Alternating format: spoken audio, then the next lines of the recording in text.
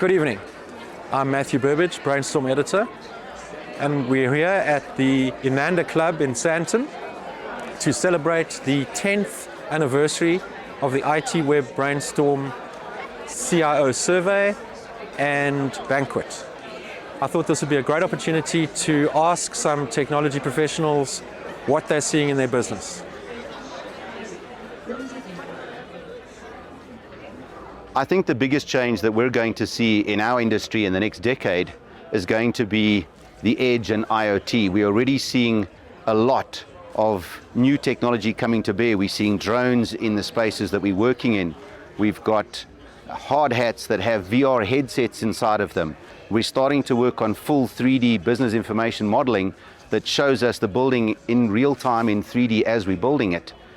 Coming from a place where it was predominantly just brick and mortar and very manual labor, I think we're going to see an explosion on all the exciting technologies in our industry before most other people see it.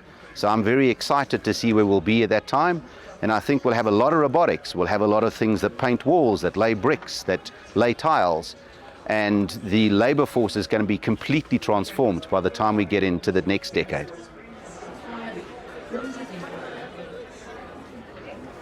I think open banking has been a good innovation thus far.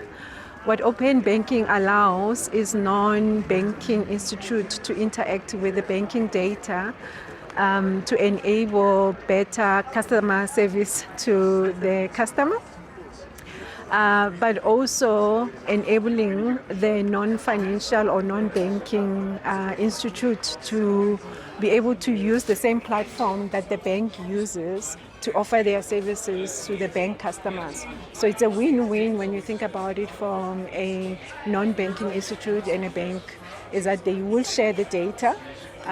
Yes, it's got its own challenges, but for the end user, it works out much better.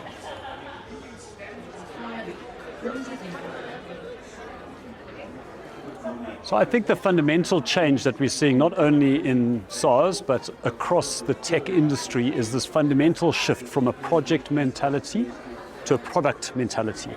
And what that means is that instead of getting people to work on a piece of work and then shifting them onto the next piece of work, we're actually dedicating people resources cross-functionally in a way that they can deliver an entire component or capability almost independently of the other functions around that. But that changes entirely the mindset of how you manage your entire organization.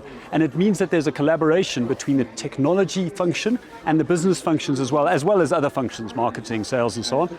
But that fundamental change has ripples across the way that technology products get built and in the way that we can adapt to new capabilities or opportunities that arise in the market. So as AI comes in, how do you deploy that? How do you make customer-centric products that are built on that? It's the same model that you use. It's these two pizza teams that Amazon has talked about being deployed at scale at places like Google, at Apple, and it's the reason that we have such fundamentally user-friendly apps that we interact with on a daily basis. And I think for many of us, we've seen the value that this can deliver to our customers and to the bottom line for our shareholders as well in deploying this new model.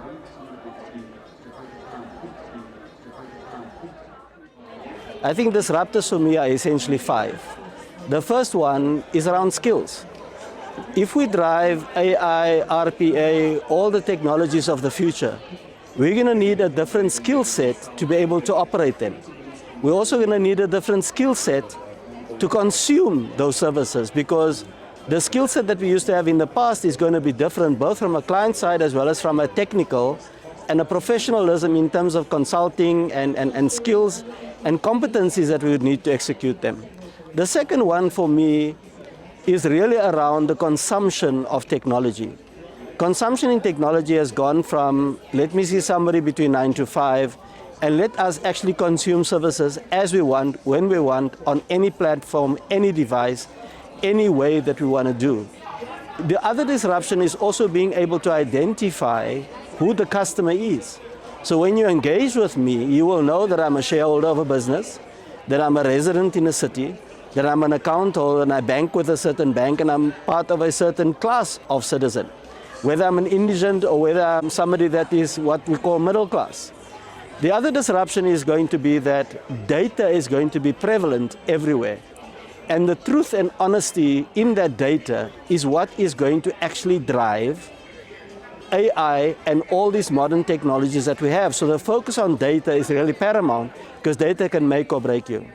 The last one for me is that if we then have an ICT industry, we need to make sure that we have a professional body that can certify the right people, have the right code of conduct, because now we're going to have to keep IT technology professionals more accountable in terms of their code of conduct, in terms of how they behave, because what they code can become reality. And that is how we need to make sure we keep the industry safe, the customer safe, their data safe, and making sure that the customer experience is what's going to drive things going forward. In my closing remarks, I think that the Chartered CIO Council is going to do a great deal to achieve that, and us being a global body will provide the right standards and the right qualifications and the right certifications and designations to actually achieve that. And to the future, well, like I said, have a sweet like a lemon day. I can't wait for tomorrow. Thank you.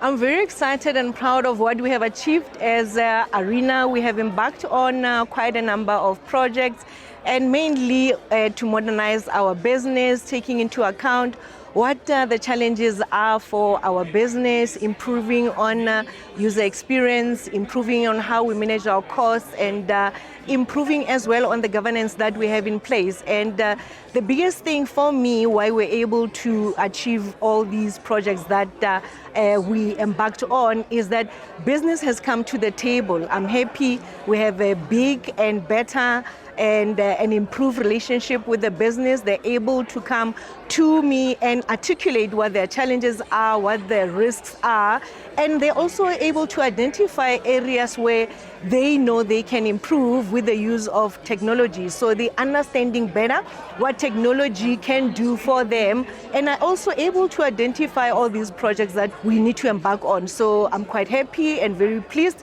with where we have come from with the relationship that we have with the business and all the improvements that we have achieved, and making sure that we satisfy our users.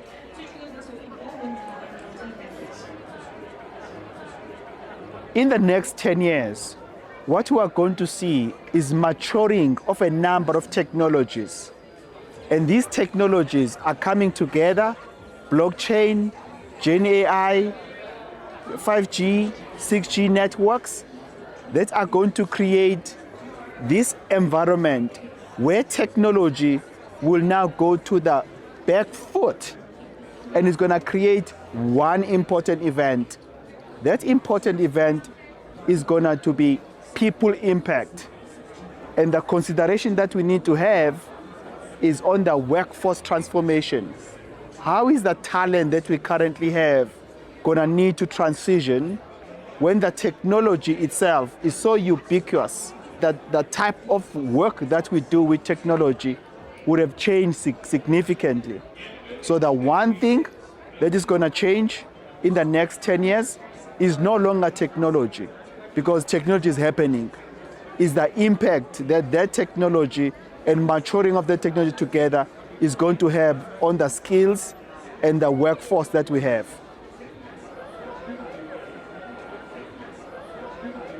The thing that I'm most proud of is having had the privilege of being part of the team that started up South Africa's latest digital bank called Bank Zero. It's been a privilege to work with industry icons, and I guess being able to actually say I've been able to build the bank from scratch, having started all the teams, the systems, the processes, everything from scratch, and being able to make quite a difference in the industry.